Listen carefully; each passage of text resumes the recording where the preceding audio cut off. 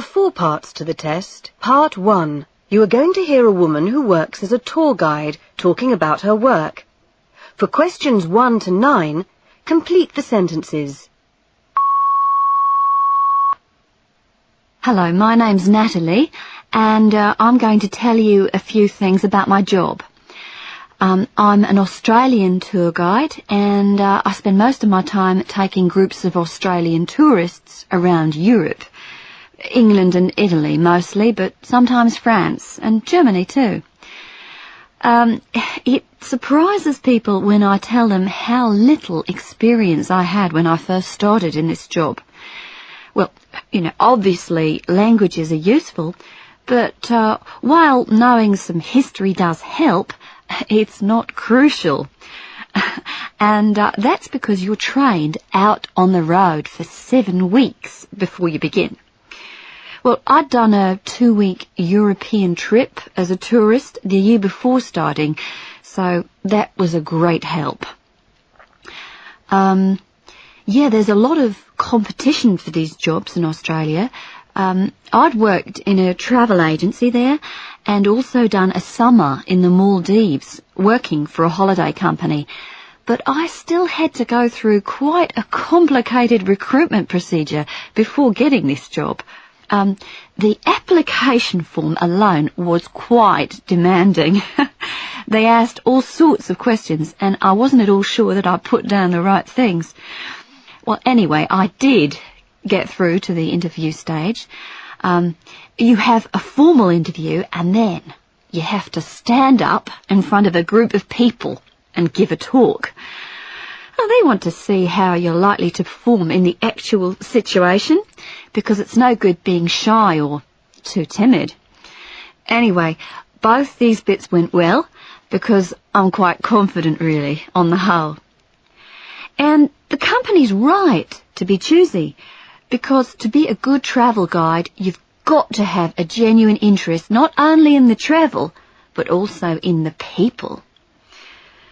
The tours range from 10 to 46 days in length, and you're with that coachload of 50 people all the time. You're never really off duty, because you're responsible for making sure all the arrangements go smoothly, keeping everyone happy. And it's the love of travelling rather than the pay that attracts people to the job. But while you're away, obviously all your expenses are paid, and in my company you get a weekly payment of up to $150, depending on your experience. Some other companies have contracts which offer bonuses of $50 per trip if the feedback forms the customers fill in are positive. But that's not always fair, because you do get difficult customers, and you can't always please everybody. But there's a lot of job satisfaction if things go well, and this more than makes up for the demanding schedule.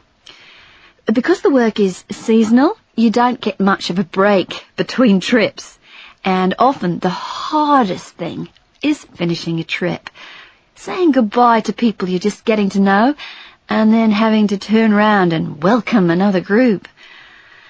Now, if you've anything you'd like to ask me. That is the end of Part 1. Part 2. You will hear a radio announcement about 2 events happening later today. For questions 10 to 17, complete the notes. Now, some information about 2 events happening today in the historic town of Langham, a lovely place famous for antique shops and excellent restaurants. With its castle and beautiful 200-year-old theatre, it's well worth a visit if you've never been. Firstly, there's a new exhibition opening today at the Wildlife Art Gallery, which is quite close to the theatre in Castle Street. Now, if you like paintings that depict animals and birds, then this gallery really is the place for you. The exhibition opening today is of work by the painter Wendy Wilson. You may know her work because a few weeks ago there was a fascinating program about her on television. On the program, you saw how Wendy goes all over the world, for example to remote parts of Africa and Central Asia, painting pictures of animals and birds. In fact, today's exhibition is tied in with a book that the gallery's launching entitled Tigers in India. And some of Wendy's big cat pictures, painted when she visited the Indian subcontinent last year, are featured in the book. And the fascinating thing about Wendy is that, unlike many artists, she doesn't paint from photographs of animals. Rather than carrying a camera, she literally stands a couple of meters away from bears and lions, etc., and paints the most stunning pieces of work from life. Now, Wendy's going to be there in Langham today, and she'll be happy to talk to you if you've got any questions about her work. There'll be plenty of her pictures for sale too. The exhibition is open from midday till 5, and Wendy's going to be there from 2 o'clock onwards. The other thing going on today, if you decide to go to Langham, opens at 11 a.m, so get there early and you might be able to combine the two. This is in the Farming Museum, which is located in Market Street. Today, in the museum, as well as all the exhibits related to the history of agriculture, you'll be able to see the artist Edward Colne at work. Edward, who makes objects out of metal, has been invited to create a piece of sculpture for the museum, and visitors will be able to watch him at work. For this project, his raw material is all kinds of old metal agricultural tools which people have brought in. Yesterday, he was working on the main structure of the piece, which is made out of a large wheel, and today he's doing the decorative work. As well as the big wheel, which will be static, the sculpture will feature all kinds of smaller moving parts, and they're going to have it on permanent show in the building when it's finished. Now, as I said, this starts at 11 o'clock. That is the end of Part 2. Part 3. You will hear an interview with a woman who works as a casting director in the film industry. For questions 18 to 25, choose the best answer, A, B, C, or D. My guest today is Barbara Darby. Her name has appeared on the credits of many well-known films.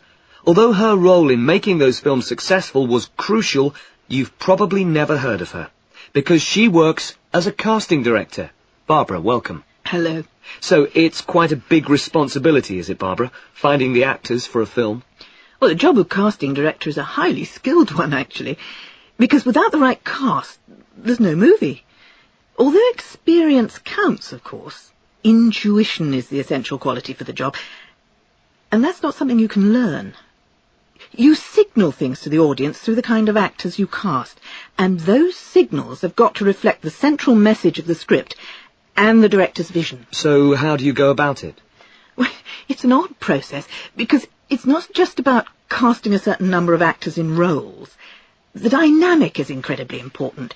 If you have a comedian, you have to cast a particular type of person against them. And it's also about energy. If one person has quite a low energy style, then you need someone opposite them to gee them up a bit. When I meet an actor, I'm trying to find a quality in that person that reflects into the part in an interesting way. Although actors don't really like people saying that, as they believe they can act every part. But that's how I do it. And do you do the whole range of films? Do you get to choose? Well, I do say no to quite a lot of scripts. I only do films that I feel have something important to say, or that see life in an interesting way, or are being made by people that I know I like. After I've read the script, I start to have ideas and talk to people. And the director leaves it all to you? Well, I do all the preparatory work. The first stage is that agents send in photos and videotapes and resumes of actors that I've requested, or that they think are good. I watch loads of tapes. If I like an actor, I'll meet them or go to see them in a play. Then they go to meet the director, who makes the final selection from my shortlist. On average, they see about 8 or 9 actors per part, but I see many more. When I take on a film, I'll cast the whole thing, even if a person doesn't speak in a role. So how did you get into this in the first place? I didn't so much choose my career as fall into it, actually. I was hanging around London working as a stagehand at the National Theatre, and I met someone there who thought I'd be good at it. He was an agent, and he got me a job as an assistant. I've always been drawn to the bright lights, and this was a step up from what I've been doing. And you were ambitious. Yes. I don't believe anyone who does well isn't. I was initially attracted by the glamour of it all, but I'm definitely not driven by money, because I still don't have any. What absolutely drives me now in all parts of my life is that I don't want to be old and have regrets. We're all able to do something successfully, and I think it's a shame if you don't achieve that. But you took a break from your career at one time, didn't you? That's right. I was working on a film which was set in the rainforests of South America. I loved the place, but I had such a horrible time on the film that as soon as I came back, I put my whole office into 9 bin bags and threw them out of the window. I said, if that's what the film industry is about, I'm giving up. I stayed away for 9 months. But what went wrong? Why did you give up? Well, the worst aspect of the job is that the casting stage is a stressful time in the making of a film. It takes a lot longer than people think. A big film can take 6 months. An awful lot of other people's frustrations can land on you, and I've never really learnt how not to take it personally. I guess it goes with commitment. But in the end, they tempted you back, didn't they? The only reason I came back was because one of my favourite directors handed me a lovely script. It wasn't even that I wanted it. I'd got plenty of theatre work, which I was enjoying. But I just couldn't bear the idea of anyone else doing that script, because it was so brilliant. It's the best thing about my job, working with really fantastic people. I'm lucky. I work with interesting individuals and the scripts are good. But after my work's done, I move on. I don't get involved in the rest of the making of the film. At the end, at the after-shoot party, everyone looks at me as if to say, "Who are you?" But I don't mind, because the people who matter know what part I've played. And anyway, by that time, I'm already getting my teeth into the next one. And I love that feeling. Barbara, thanks for talking to us today. Thank you.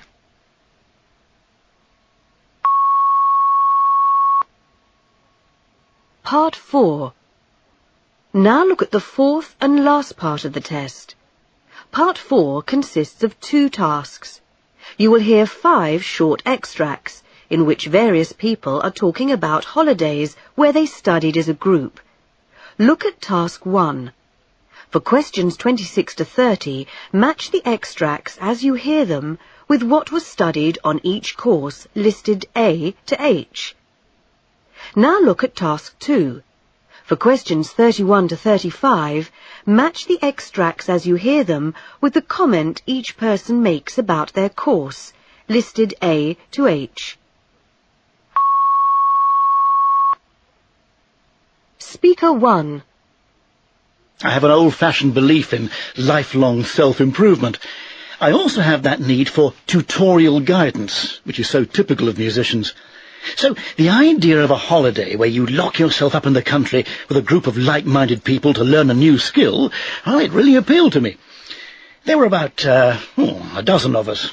All ages and backgrounds seemed to be represented, which was brilliant, and we sat learning our lines all day. Then, after dinner, what we prepared would be performed and discussed. It was hilarious, and afterwards we all kept in touch and swapped photos. So I've got lots of memories to look back on. Speaker 2. It's amazing how quickly people tune into a situation and organise themselves. Although we'd all opted for a self-catering package, the group soon set up a rota for providing the evening meal, which left us free most days to concentrate on the task in hand. I'm not sure that what we learned couldn't have been gleaned from one of those paperbacks entitled How to Pen a Bestseller, but we had a lot more fun doing it. The group psychology was fascinating to watch as it unfolded. As characters began to emerge, it became clear that the least prepossessing members of the group were going to turn out to be the most gifted. Speaker 3.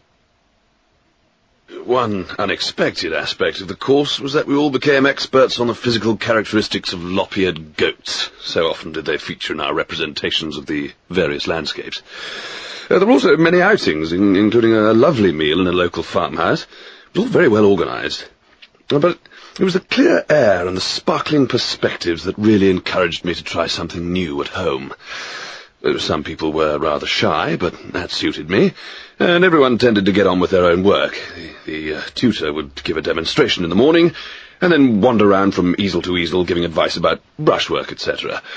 She was scrupulously fair with her time. Speaker 4. As a single person, I'd had 1 or 2 lonely holidays abroad on my own, so I loved the friendly meals with everyone eating together.